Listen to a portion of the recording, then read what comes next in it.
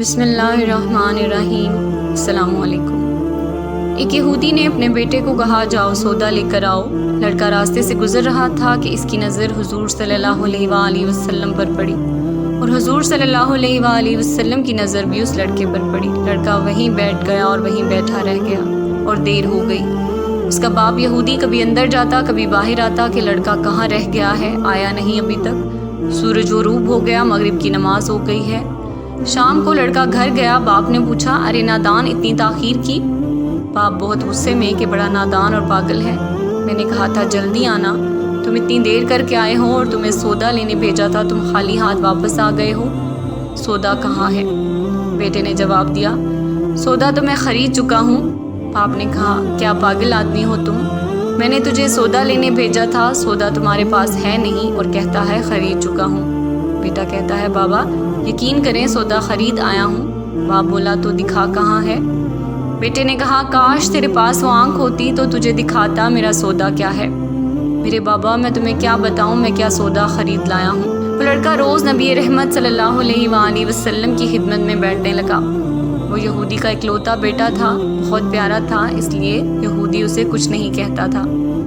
کچھ دنوں بعد لڑکا بہت بیمار ہو گیا۔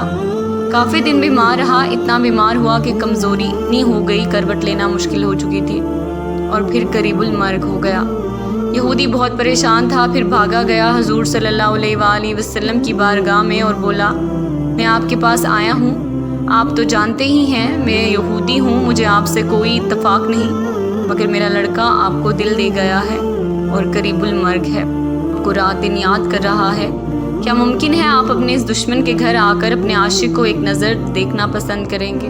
کیا یہ آرزو پوری ہو جائے گی کہ وہ مرنے سے پہلے آپ صلی اللہ علیہ وآلہ وسلم کا دیدار کر لے؟ وہ کسی اور چیز کی آرزو نہیں کر رہا۔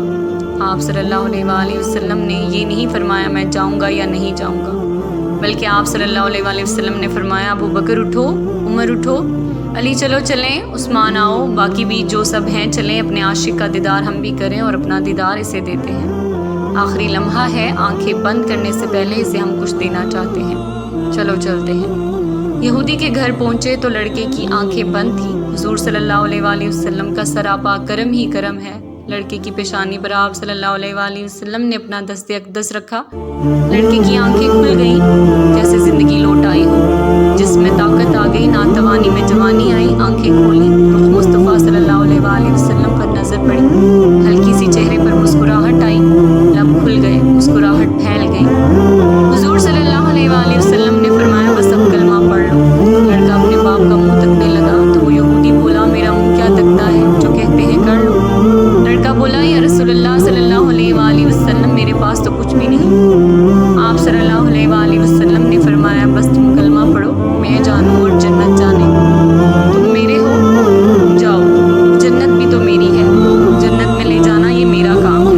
لڑکے نے کلمہ پڑھا، جب اس کے منہ سے نکلا محمد رسول اللہ، روح باہر نکل گئی، کلمے کا نور اندر چلا گیا، آنکھیں بند ہوئی، لب خاموش ہوئے۔ اس لڑکے کا باپ وہ یہودی بولا محمد صلی اللہ علیہ وآلہ وسلم میں اور آپ دونوں مخالف ہیں، اس لیے یہ لڑکا میرا نہیں رہا، ابھی اسلام کی مقدس امانت ہے، کاشانہ نبوت صلی اللہ علیہ وآلہ وسلم سے اس کا جنازہ اٹھے تبھی اس کی عزت ہے، لے جائیں اس کو۔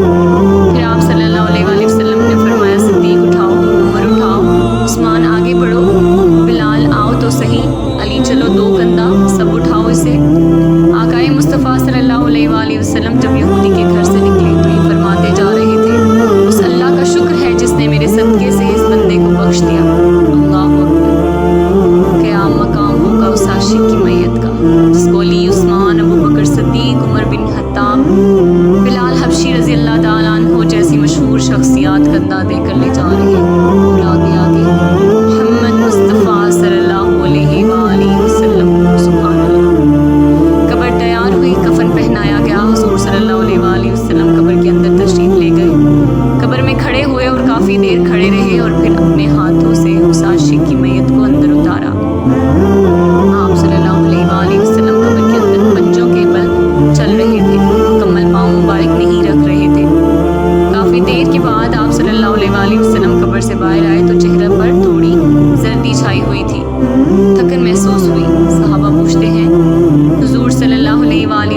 یہ کیا ماجرا ہے؟ پہلے تو یہ بتائیں آپ صلی اللہ علیہ وسلم نے قبر میں پاؤں مبارک مکمل کیوں نہ رکھا؟ آپ صلی اللہ علیہ وسلم پنجوں کے بل کیوں چلتے رہے؟ تو آقا مصطفیٰ صلی اللہ علیہ وسلم نے فرمایا قبر کے اندر بے پناہ فرشتے آئے ہوئے تھے، اس لیے مجھے جہاں جگہ ملتی تھی میں پنجہ ہی رکھتا تھا، پاؤں رکھنے کی جگہ نہیں تھی۔